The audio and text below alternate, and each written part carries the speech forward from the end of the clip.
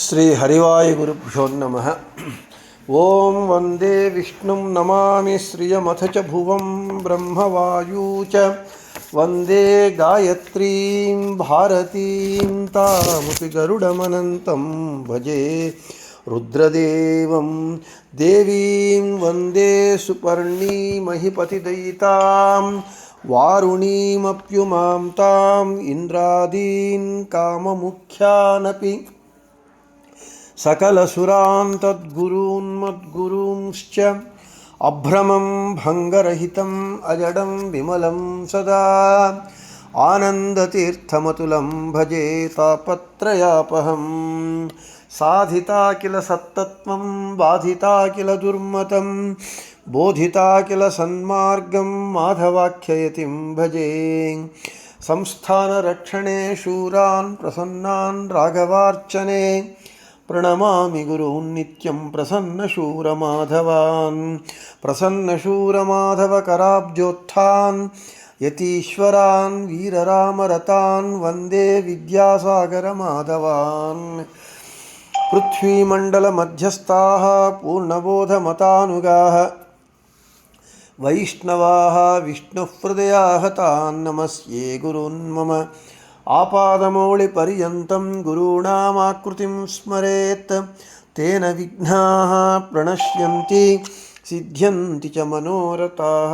ಶ್ರೀ ವಿದ್ಯಾವಲ್ಲಭಮಾಧವತೀರ್ಥಗುರುಭ್ಯೋ ನಮಃ. ಹರಿ ಓಂ.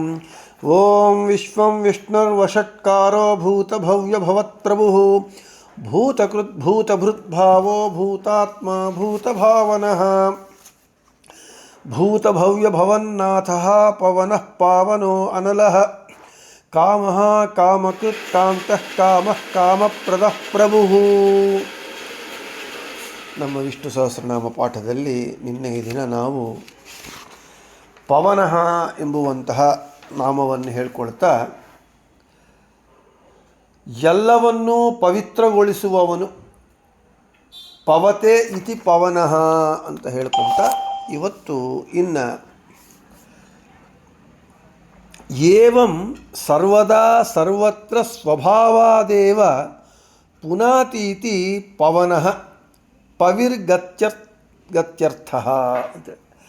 ಯಾವಾಗಲೂ ಎಲ್ಲ ಕಡೆ ಸಹಜವಾಗಿ ಚಲಿಸುವವನು ಭಗವಂತ ಏನು ಮಾಡ್ತಾನೆ, ಎಲ್ಲ ಕಡೆ ಇರ್ತಾನೆ, ಚಲಿಸ್ತಾ ಇರ್ತಾನೆ, ಅಲ್ಲಿ ಇಲ್ಲಿ ಎಲ್ಲ ಕಡೆ ಇರ್ತಾನೆ. ಆ ಚಲಿಸುವುದು ಕೂಡ ಸಹಜವಾಗಿ ಇರ್ತಾನೆ. ಅದೇ ಹೇಳ್ತಾರೆ ಏವಂ ಸರ್ವದಾ ಸರ್ವತ್ರ, ಈ ರೀತಿಯಾಗಿ ಎಲ್ಲ ಯಾವಾಗಲೂ ಎಲ್ಲ ಕಡೆ ಸ್ವಭಾವಾದೇವ ಸಹಜವಾಗಿ, ಅದು ತಮಗೆ ಬಂದಿರೋದಲ್ಲ, ಸಹಜವಾಗಿ ಸ್ವಭಾವದಿಂದಲೇ ಪುನಾತೀತಿ ಪವನಃ. ಇಲ್ಲಿ ಪವನಃ ಪವಿರ್ಗತ್ಯರ್ಥಃ ಅಂದರೆ ಚಲಿಸುವ ಅರ್ಥದಲ್ಲಿ ಹೇಳ್ತಾ ಇದ್ದಾರೆ. ಆದ ಕಾರಣ ಭಗವಂತ ಯಾವಾಗಲೂ ಎಲ್ಲ ಕಡೆ ಸ್ವಾಭಾವಿಕವಾಗಿ ಸಹಜವಾಗಿ ಚಲಿಸುವವನಾಗಿದ್ದಾನೆ. ಆದ ಕಾರಣ ಭಗವಂತನಿಗೆ ಪವನಃ ಅಂತ ಹೆಸರು. ಇನ್ನು ಪಾಂತೀತಿ ಪಾಹ ತತ್ವಾಭಿಮಾನಿನಸ್ತೇಷಾಂ ವನಂ ನಿವಾಸಃ ಯಸ್ಮಾತ್ ಸಹ ಪವನಃ. ಇನ್ನು ಪಾಲಕರಿಗೂ ನಿವಾಸ ಸ್ಥಾನವನ್ನು ಅನುಗ್ರಹಿಸುವವನು. ಇವಾಗ ಪಾಲಕರು ಯಾರು? ಇಂದ್ರ ಪಾಲಕ, ತತ್ವಾಭಿಮಾನಿ ದೇವತೆಗಳು ಪಾಲಕರು, ಜೀವೋತ್ತಮರಾದ ವಾಯುದೇವರು ಪಾಲಕರು. ಅಂದರೆ ಇವರೆಲ್ಲರೂ ಕೂಡ ಜಗತ್ತನ್ನು ಪಾಲನೆ ಮಾಡ್ತಾ ಇದ್ದಾರೆ. ಇಂದ್ರದೇವರು ಸುರಲೋಕಾಧಿಪತಿಯಾಗಿ ದೇವತೆಗಳನ್ನೆಲ್ಲ ಪಾಲನೆ ಮಾಡ್ತಾ ಇದ್ದಾರೆ. ವಾಯುದೇವರು ಎಲ್ಲ ಕಡೆ ಇದ್ದು ಈ ಜಗತ್ತಿನ ನಿಯಂತ್ರಣೆ ಮಾಡ್ತಾ ಇದ್ದಾರೆ, ಪಾಲನೆ ಆದರೆ ಈ ಯಾರಾದರೆ ಪಾಲಕರಿದ್ದಾರೋ, ರೂಲರ್ಸ್ ಇದ್ದಾರೋ ಅವರಿಗೂ ಕೂಡ ನಿವಾಸ ಸ್ಥಾನವನ್ನು ಕೊಡುವವನು. ಆ ಇಂದ್ರದೇವರಿಗೆ ಸುರ ಲೋಕಾಧಿಪತಿ ದೇವತಾ ಇಂದ್ರಲೋಕವನ್ನು ಕೊಟ್ಟಿದ್ದಾನೆ. ಹಾಗೆ ಬ್ರಹ್ಮದೇವರಿಗೆ ಸತ್ಯಲೋಕವನ್ನು ಕೊಟ್ಟಿದ್ದಾನೆ. ಇಂದ್ರನಿಗೆ ಸ್ವರ್ಗಲೋಕ, ಬ್ರಹ್ಮದೇವರಿಗೆ ಸತ್ಯಲೋಕ. ಈ ರೀತಿಯಾಗಿ ಪಾಲಕರಿಗೂ ಕೂಡ ಪಾಲಕರಿಗೆ ಪಾಲಕನಿವನು. ಆದ ಕಾರಣ ಇವನಿಗೆ ಪವನಃ ಅಂತ ಹೆಸರು. ಇನ್ನು ಪಾತಿ ಸರ್ವಂ ರಕ್ಷತಿ ಇತಿ ಪಹ ವನತಿ ರಾಮಕೃಷ್ಣಾದ್ಯವತಾರೇಷು ಗುರು ವಿಪ್ರಾದೀನ್ ಸಂಭಜತೆ ಇತಿ ವನಃ ಪಶ್ಚಾಸೌ ವನಶ್ಚ ಪವನಃ. ಇನ್ನು ಭಗವಂತ ಎಲ್ಲರನ್ನೂ ರಕ್ಷಣೆ ಮಾಡ್ತಾ ಇದ್ದಾನೆ ಮತ್ತು ಸೇವಿಸುತ್ತಾ ಇದ್ದಾನೆ. ಅಂದರೆ ಇಲ್ಲಿ ಅರ್ಥ ಮಾಡ್ಕೋಬೇಕು, ಭಗವಂತ ಎಲ್ಲರಿಂದಲೂ ಸೇವ್ಯನು, ಎಲ್ಲರಿಂದಲೂ ಕೂಡ ಸೇವೆಗಳನ್ನು ತಗೊಳ್ಳುವವನು, ಎಲ್ಲರಿಂದ ಸೇವಿಸಲ್ಪಡುವವನು. ಆದರೆ ಭಗವಂತ ತಾನೇ ಸೇವೆ ಮಾಡ್ತಾನಂತೆ, ಎಲ್ಲರನ್ನೂ ರಕ್ಷಿಸುತ್ತಾನೆ. ಅದೇ ಹೇಳ್ತಾರೆ, ಪಾತಿ ಸರ್ವಂ ರಕ್ಷತೀತಿ ಪಹ. ಎಲ್ಲರನ್ನ ಇವನು ರಕ್ಷಣೆ ಮಾಡ್ತಾನಾದ ಕಾರಣ ಇವನಿಗೆ ಪವನಃ ಅಂತ ಹೆಸರು. ಅಷ್ಟೇ ಅಲ್ಲ, ವನತಿ ರಾಮಕೃಷ್ಣಾದ್ಯವತಾರೇಷು, ರಾಮ ಕೃಷ್ಣ ಮೊದಲಾದ ಅವತಾರಗಳಲ್ಲಿ ಗುರು ವಿಪ್ರಾದೀನ್ ಸಂಭಜತೆ, ಗುರುಗಳನ್ನು ಬ್ರಾಹ್ಮಣರನ್ನು ಭಗವಂತ ಸೇವೆ ಮಾಡಿದ್ದಾನೆ. ಇಲ್ಲಿ ಭಗವಂತನಿಗೆ ಸಾಕ್ಷಾತ್ತು ಭಗವಂತನೇ ರಾಮಕೃಷ್ಣಾದಿಗಳಾಗಿ ಅವತಾರವನ್ನು ಮಾಡಿದ್ದಾನೆ. ಅವನಿಗೆ ಯಾವ ಗುರುಗಳು ಬೇಕಾಗಿಲ್ಲ. ಆದರೂ ಲೋಕದೃಷ್ಟಿಯಿಂದ ರಾಮಾವತಾರ ಕಾಲದಲ್ಲಿ ವಿಶ್ವಾಮಿತ್ರರನ್ನು ಗುರುಗಳಾಗಿ ಸ್ವೀಕಾರ ಮಾಡಿ ವಿಶ್ವಾಮಿತ್ರರಿಂದ ವಿದ್ಯೆಯನ್ನು ಕಲಿತಿದ್ದಾನೆ. ಹಾಗೆ ಕೃಷ್ಣಾವತಾರದಲ್ಲಿ ಸಾಂದೀಪನಿ ಆಚಾರ್ಯರನ್ನು ಗುರುಗಳಾಗಿ ತಗೊಂಡು ವಿದ್ಯೆಯನ್ನು ಕಲಿತಿದ್ದಾನೆ. ಅವನು ಸರ್ವಜ್ಞನಾಗಿದ್ದಾನೆ. ಅವನು ಯಾರಿಂದಲೂ ಏನೂ ವಿದ್ಯೆಗಳು ಕಲಿಯಬೇಕಾದ ಅಗತ್ಯ ಇಲ್ಲ. ಆದರೆ ಭಗವಂತ ಯದ್ಯಾಚರತಿ ಶ್ರೇಷ್ಠ ತತ್ತದೇವೇ ಇತರೋ ಜನಃ ಅಂತೇಳಿ ಭಗವದ್ಗೀತೆಯಲ್ಲಿ ಹೇಳಿದಂತೆ ಇವನು ಎಲ್ಲರನ್ನೂ ರಕ್ಷಿಸುತ್ತಾನೆ. ಅದೆಲ್ಲರಿಗೂ ಜಗದ್ರಕ್ಷಕ ಅವನೇ. ನಾವು ನಮ್ಮ ಕುಟುಂಬಕ್ಕೆ ನಾವು ರಕ್ಷಕರು ಅಂತ ನಾವು ಅಂದ್ಕೊಳ್ತಾ ಇದ್ದೇವೆ. ಆದರೆ ನಮ್ಮಲ್ಲಿ ಅವನು ರಕ್ಷಕ ಶಬ್ದವಾಚ್ಯನಾಗಿ ರಕ್ಷಕ ನಾಮಕನಾಗಿ ನಮ್ಮಿಂದ ನಮ್ಮವರನ್ನು ಅವನು ರಕ್ಷಣೆ ಮಾಡ್ತಾ ಇದ್ದಾನೆ, ನಮ್ಮ ಮೂಲಕ ಮಾಡಿಸ್ತಾ ಇದ್ದಾನೆ. ಹಾಗೆ ಇಡೀ ಜಗತ್ತನ್ನು ಎಲ್ಲರನ್ನೂ ರಕ್ಷಣೆ ಮಾಡ್ತಾನೆ. ಬ್ರಹ್ಮದೇವರು ಮೊದಲುಕೊಂಡು ಸಮಸ್ತ ತೃಣಾಂತ ಪರ್ಯಂತದವರೆಗೂ ರಕ್ಷಣೆ ಮಾಡ್ತಾ ಇದ್ದಾನೆ. ಇನ್ನು ರಾಮಕೃಷ್ಣಾದಿ ಅವತಾರಗಳಲ್ಲಿ ಗುರು ಬ್ರಾಹ್ಮಣರನ್ನು ಭಗವಂತ ಸೇವೆ ಮಾಡಿದ್ದಾನೆ.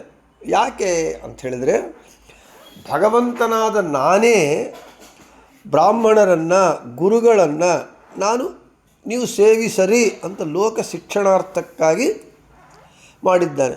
ನಾನು ಭಗವಂತ, ನಾನು ಯಾರತ್ರ ಕಲಿಯಬೇಕಾಗಿಲ್ಲ ಅಂತ ಅವನಿಗೆ ಗೊತ್ತಿದ್ದರೂ ರಾಮಾವತಾರದಲ್ಲಿ ವಿಶ್ವಾಮಿತ್ರನ ಗುರುಗಳಾಗಿ ಮಾಡಿ ಅವರ ಸೇವೆಯನ್ನು ಮಾಡಿ ವಿದ್ಯೆಯನ್ನು ಕಲಿತಿದ್ದಾನೆ.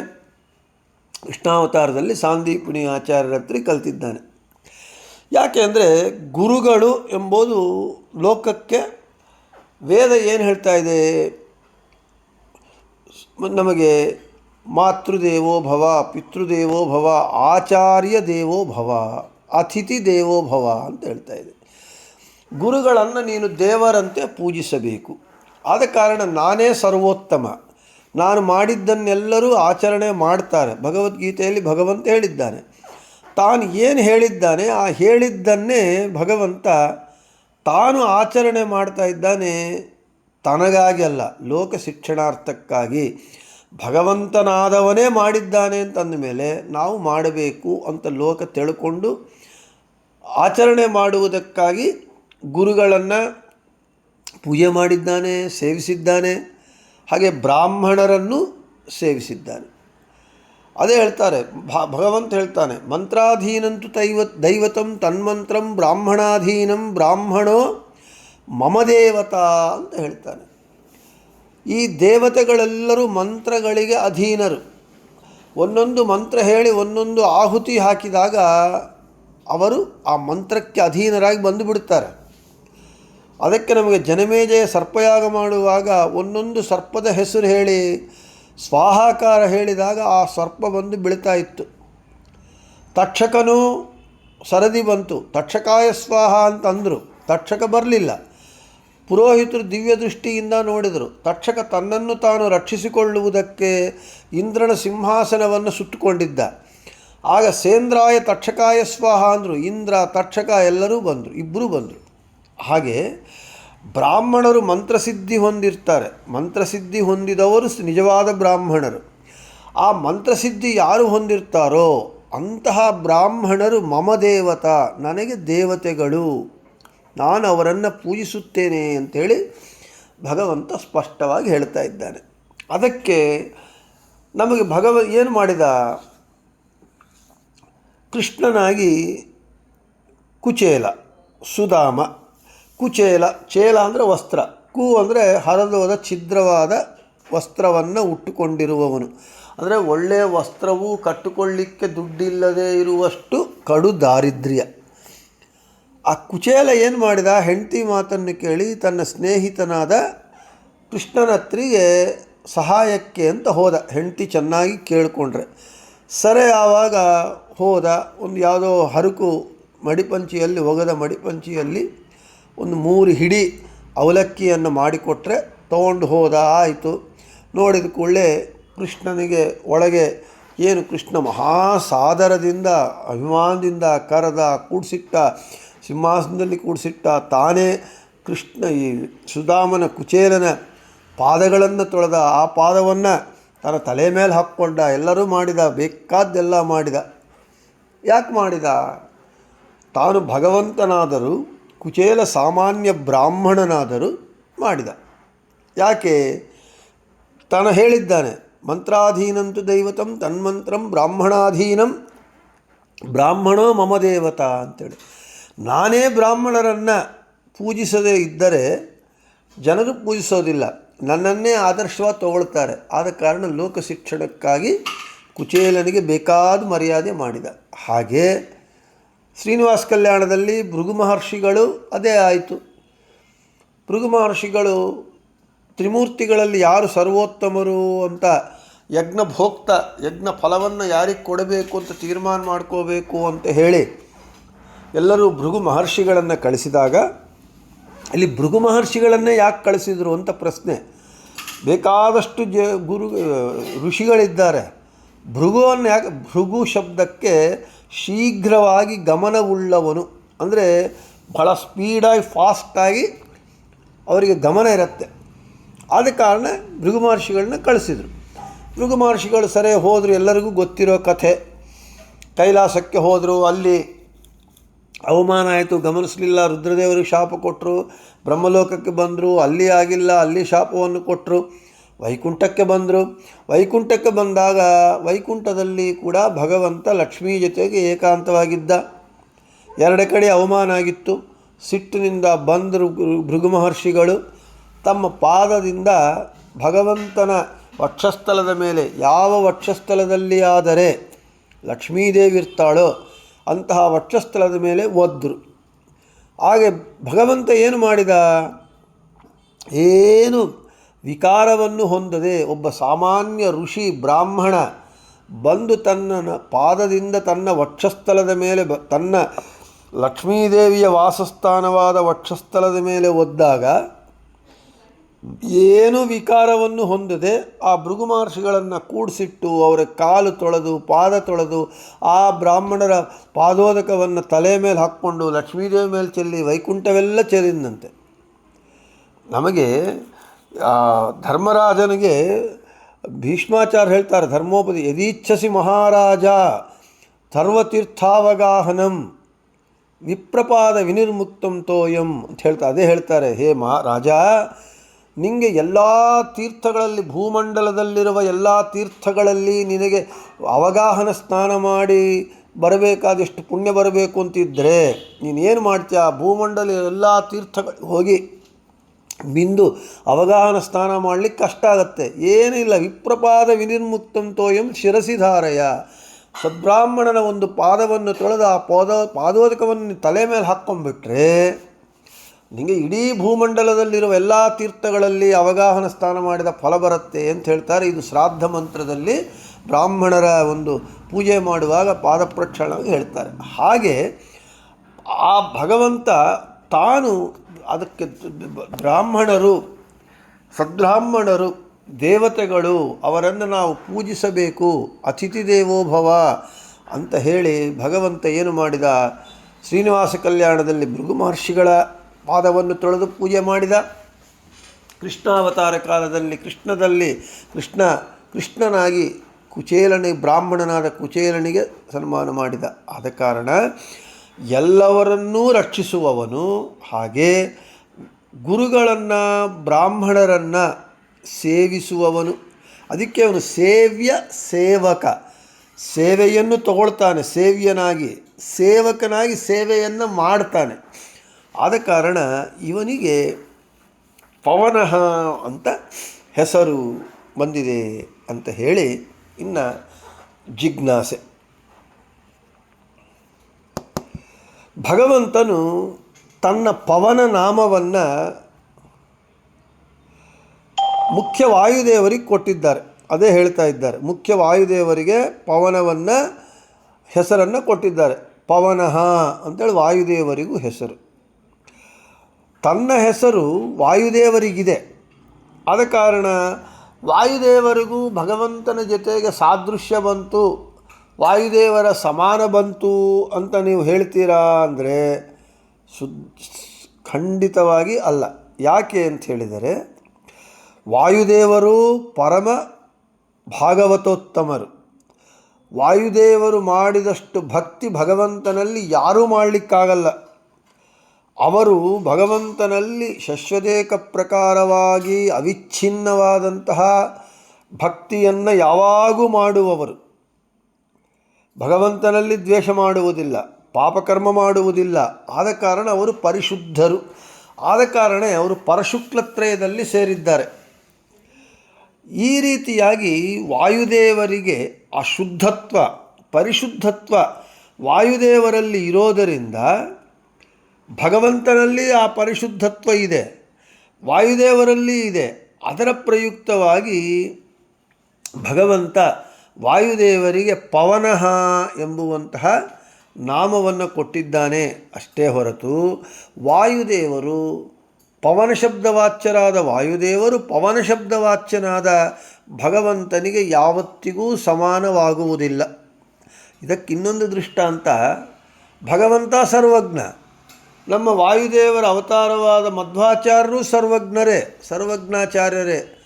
ಆದರೆ ಅವರೂ ಸರ್ವಜ್ಞರು, ಭಗವಂತ ಸರ್ವಜ್ಞರು ಅಂತಂದರೆ ಇಬ್ಬರೂ ಒಂದೇ ಆದ್ರಲ್ಲ ಅಂತಂದರೆ ಅಲ್ಲಿ ಆ ಸರ್ವಜ್ಞತ್ವ ಆಗಲಿ ಪರಿಶುದ್ಧತ್ವ ಆಗಲಿ ಅವರವರ ಯೋಗ್ಯತಾನುಸಾರ. ನಾನು ಎಷ್ಟೋ ಬಾರಿ ನಿಮಗೆ ದೃಷ್ಟಾಂತ ಕೊಟ್ಟಂತೆ, ಒಂದು ದೊಡ್ಡ ಕೊಡ, ಒಂದು ತಂಬಿಗೆ, ಒಂದು ಗ್ಲಾಸು, ಒಂದು ಉದ್ದರಣಿ, ಎಲ್ಲರ ತುಂಬ ನೀರು ತುಂಬಿದ್ದೇವೆ. ಎಲ್ಲರಲ್ಲೂ ತುಂಬ ಇದೆ. ಕೊಡದ ತುಂಬ ಇದೆ ನೀರು, ಪಾತ್ರೆ ತುಂಬ ಇದೆ, ಗ್ಲಾಸ್ ತುಂಬ ಇದೆ, ಉದ್ದರಣಿ ತುಂಬಾ ನೀರಿದೆ. ಎಲ್ಲವೂ ಪೂರ್ಣವೇ. ಆದರೆ ಕೊಡ ಉದ್ದರಣಿ ಒಂದಾಗಲ್ಲ, ತಂಬಿಗೆ ಗ್ಲಾಸು ಒಂದಾಗಲ್ಲ. ಹಾಗೆ ಭಗವಂತನ ಸರ್ವಜ್ಞತ್ವ, ಭಗವಂತನ ಪರಿಶುದ್ಧತ್ವ ಯಾರಿಗೂ ಬರೋದಿಲ್ಲ. ಸರ್ವಜ್ಞಾಚಾರ್ಯರು ವಾಯುದೇವರು ಅವರ ಮಟ್ಟಿಗೆ ಅವರು ಸರ್ವಜ್ಞರು, ಅವರ ಯೋಗ್ಯತಾನುಸಾರ. ಹಾಗೆ ನಾವು ತಿಳ್ಕೋಬೇಕೇ ಹೊರತು ಭಗವಂತನ ಜೊತೆಗೆ ಸಾದೃಶ್ಯ ಇದೆ ಅಂತ ನಾವು ತಿಳ್ಕೊಳ್ಳಬಾರದು ಅಂತ ಜಿಜ್ಞಾಸೆಯನ್ನು ಹೇಳಿ, ಇನ್ನು ಬೃಹತಿ ಸಹಸ್ರದ ಪ್ರಕಾರ ಓಂ ಶುರುಧಃ ಸಂತಿ ಪೂರ್ವೀರ್ಋತಸ್ಯ ಧೀತಿರ್ವೃಜನಾನಿ ಹಂತಿ ಋತಸ್ಯ ಶ್ಲೋಕೋ ಬಧಿರಾ ತತರ್ಧ ಕರ್ಣಾಬುಧಾನಃ ಋತಸ್ಯ. ಇಂದ್ರನ ಪೂರ್ವೀಹಿ ಹಿಂದಿನ ಶುರುಧಃ ಶತ್ರುಗಳ ಸುಖ ತಡೆವ ಕರ್ಮಗಳ ಸಂತಿ ಇದ್ದೇ ಇದೆ. ಋತಸ್ಯ ಇಂದ್ರನ ಧೀತಿ ಪ್ರಜ್ಞೆಯು ವೃಜಿನಾನಿ ಪಾಪಗಳನ್ನು ಹಂತಿ ಕೊಲ್ಲುತ್ತದೆ. ಶ್ಲೋಕ ಸ್ತುತಿರೂಪವಾದ ಶಬ್ದವು ಬುಧಾನಃ ಉಚ್ಚರಿಸಲ್ಪಟ್ಟಾಗ ಬಧಿರ ಕಿವುಡತನವನ್ನು ತತರ್ಧ ಹಿಂಸಿಸುತ್ತದೆ. ನಾವು ತಾತ್ಪರ್ಯ ನೋಡಿದಾಗ ಈ ಮಂತ್ರದ ಅರ್ಥ ಆಗತ್ತೆ. ಭಗವಂತ ಪ್ರತಿ ಸಾರಿ ಕೂಡ ಶತ್ರುಗಳ ಸುಖವನ್ನು ತಡಿತಾನೆ, ಸಜ್ಜನರಿಗೆ ಸಂಪತ್ತು ಸುಖ ಕೊಡ್ತಾನೆ. ಅದು ಭಗವಂತನ ತತ್ವ. ಶತ್ರುಗಳ ಸುಖ ತಡೆದು ಸಜ್ಜನರಿಗೆ ಸಂಪತ್ತು ಸುಖ ನೀಡ್ತಾನೆ. ಅಂತಹ ಸಂದರ್ಭಗಳು ಎಷ್ಟು ಬಾರಿ ಮಾಡಿದ್ದಾನೆ ಭಗವಂತ ಅಂದರೆ ಸಾವಿರಾರು ಬಾರಿ ಮಾಡಿದ್ದಾನೆ, ಅನೇಕ ಬಾರಿ ಮಾಡಿದ್ದಾನೆ. ಅವನನ್ನು ನಾವು ಎಷ್ಟೆಷ್ಟು ತಿಳಿತೇವೆ ಅಷ್ಟಷ್ಟು ನಮ್ಮ ಪಾಪಗಳು ಪೂರ್ತಿ ನಾಶವಾಗತ್ತೆ. ಭಗವಂತನನ್ನು ನಾವು ತಿಳಿದಷ್ಟು ನಮ್ಮ ಪಾಪಗಳು ಅಷ್ಟಷ್ಟು ನಾಶವಾಗ್ತಾ ಇರುತ್ತೆ. ಅದಕ್ಕೆ ಭಗವಂತನ ಮಹಿಮೆಯನ್ನು ನಾವು ತಿಳ್ಕೋಬೇಕು, ಭಗವಂತನ ಜ್ಞಾನವನ್ನು ಪಡೆಯಬೇಕು. ಭಗವಂತನ ನಾಮದ ಮಹಿಮೆ ತಿಳಿದರೂ ಸಾಕು. ಅದಕ್ಕೆ ದಾಸರು ಹೇಳ್ತಾರೆ, ನೀನ್ಯಾಕೋ ನಿನ್ನ ಹಂಗ್ಯಾಕೋ ನಿನ್ನ ನಾಮದ ಬಲವೊಂದಿದ್ದರೆ ಸಾಕು. ಹರಿ ರಾಮ ಅಂತ ನಾವು ಭಗವಂತನ ನಾಮವನ್ನು ತ್ರಿಕರಣ ಶುದ್ಧಿಯಾಗಿ ಜ್ಞಾನಾನುಸಂಧಾನಪೂರ್ವಕವಾಗಿ ಉಚ್ಚಾರಣೆ ಮಾಡಿದರೆ ಎಷ್ಟು ಪಾಪಗಳು ಪರಿಹಾರವಾಗುತ್ತೋ ಅಷ್ಟು ಪಾಪಗಳು ಮಾಡುವುದಕ್ಕೂ ನಮಗೆ ಕೈಲಾಗೋದಿಲ್ಲ. ಅದಕ್ಕೆ ನಾಮ್ನೋಸ್ತಿ ಯಾವತೀ ಶಕ್ತಿ ಪಾಪ ನಿರ್ಹರಣೆ ಹರೇಹೇ ತಾವತ್ ಕರ್ತುಂ ನ ಶಕ್ನೋತಿ ಪಾತಕಂ ಪಾತಕೀ ಜನ. ಹಾಗೆ ರಾಮ ಶಬ್ದ ಆದ ಕಾರಣ ಭಗವಂತನ ನಾಮಕ್ಕೆ ಅಷ್ಟು ಮಹಿಮೆ ಇದೆ. ಭಗವಂತನ ಜ್ಞಾನ ಪಡೆದಾಗ ನಮಗೆ ನಮ್ಮ ಪಾಪಗಳು ಪೂರ್ಣವಾಗಿ ನಾಶವಾಗತ್ತೆ. ಋತಸ್ಯ ಧೀತಿ ವೃಜಿನಾನಿ ಹಂತಿ. ಭಗವಂತನ ಜ್ಞಾನವು ಧೀತಿ ಜ್ಞಾನವು ವೃಜಿನಾನಿ ಪಾಪಗಳನ್ನು ಹಂತಿ ನಾಶ ಮಾಡುತ್ತವೆ. ಆದ ಕಾರಣ ನಮಗೆ ನಮ್ಮ ಪಾಪಗಳನ್ನು ಪರಿಹಾರ ಮಾಡಿ ನಾಶ ಮಾಡಿ ನಮ್ಮನ್ನು ಭಗವಂತ ರಕ್ಷಣೆ ಮಾಡ್ತಾನೆ, ಪವಿತ್ರ ಮಾಡ್ತಾನೆ. ಆದ ಕಾರಣ ಭಗವಂತನಿಗೆ ಪಾವನಃ ಪುನಾತಿ ಭಕ್ತಜನೇಷು ಸ್ಥಿತಂ ಪಾಪಂ ಪರಿಹೃತ್ಯ ತಾನ್ ಪವಿತ್ರಯತಿ ಇತಿ ಪವನಃ. ನಮ್ಮ ಪಾಪಗಳನ್ನು ಪರಿಹಾರ ಮಾಡಿ ಪವಿತ್ರ ಮಾಡುವುದರಿಂದ ಭಗವಂತನಿಗೆ ಪವನಃ ಅಂತ ಹೆಸರು.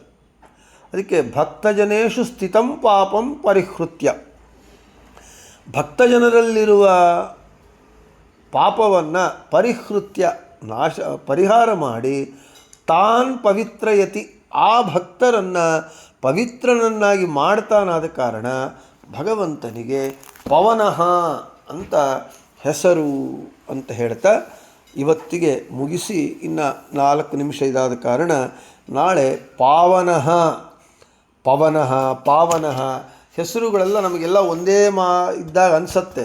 ಆದರೆ ವಿಷ್ಣು ಸಹಸ್ರನಾಮದ ಒಂದು ಸೊಬಗು ಏನು ಅಂತ ಹೇಳಿದರೆ, ಒಂದೇ ಹೆಸರುಗಳು 4-5 ಕಡೆ ಬಂದರೂ ಕೂಡ ಒಂದೊಂದು ಕಡೆ ಒಂದೊಂದು ಅರ್ಥ ಇರುತ್ತೆ, ಒಂದೇ ಅರ್ಥ ಇರಲ್ಲ. ಒಂದೊಂದು ಕಡೆ ಒಂದೊಂದು ಅರ್ಥ ಇರುತ್ತೆ. ಅದು ಭಗವಂತನ ಒಂದು ಮಹಿಮೆ. ಅದಕ್ಕೆ ಜ್ಞಾನಿಗಳೇನು ಮಾಡ್ತಾರೆ, ಅದಕ್ಕೆ ನೀವು ನೋಡಿರಿ ವ್ಯಾಖ್ಯಾನಕಾರರು ಅನೇಕ ವ್ಯಾಖ್ಯಾನಕಾರರನ್ನು ನೋಡಿದಾಗ ಒಂದೇ ನಾಮಕ್ಕೆ ಒಬ್ಬರೊಬ್ಬರು ಒಂದೊಂದು ರೀತಿಯಾಗಿ ಹೇಳ್ತಾರೆ ಅರ್ಥವನ್ನು, ಅವರ ಒಂದು ದೃಷ್ಟಿಕೋನದಲ್ಲಿ ಅವರಿಗಿರುವ ಜ್ಞಾನದಿಂದ. ಆ ರೀತಿಯಾಗಿ ನಮಗೆ ಇಲ್ಲಿ ಭಗವಂತನ ನಾಮಗಳು ಒಂದೇ ಇದ್ದಾಗ ಅನಿಸಬಹುದು, ಸಿಮಿಲರಾಗಿ ಅನಿಸಬಹುದು, ಸೇಮ್ ಅಂತ ಅನಿಸಬಹುದು. ಆದರೆ ಆ ಭಗವಂತನ ಒಂದೊಂದು ಅದೇ ನಾಮಗಳು 3-4 ಬಾರಿ ಬಂದರೂ ಕೂಡ ಒಂದೊಂದು ಕಡೆ ಒಂದೊಂದು ವಿಶೇಷವಾದ ಅರ್ಥಗಳು ಹೇಳ್ತಾ ಭಗವಂತನ ಮಹಿಮೆಯನ್ನು ತತ್ವವನ್ನು ನಮಗೆ ವಿಷ್ಣು ಸಹಸ್ರನಾಮ ಹೇಳುತ್ತೆ. ಎಲ್ಲರ ವ್ಯಾಖ್ಯಾನಕಾರರ ಒಂದು ಇದನ್ನು ಇಟ್ಟುಕೊಂಡು ನಾವು ಹೇಳ್ಕೊಳ್ತಾ ಇದ್ದೇವೆ ಅಂತ ಹೇಳ್ತಾ ನಾಳೆ ಪಾವನಃ ಎಂಬುವಂತಹ ನಾಮವನ್ನು ಕುರಿತು ಹೇಳಿಕೊಳ್ಳೋಣ ಅಂತ ಹೇಳ್ತಾ ಶ್ರೀಕೃಷ್ಣಾರ್ಪಣಮಸ್ತು ಮಧ್ಯೇಶಾರ್ಪಣಮಸ್ತು. ಎಲ್ಲರಿಗೂ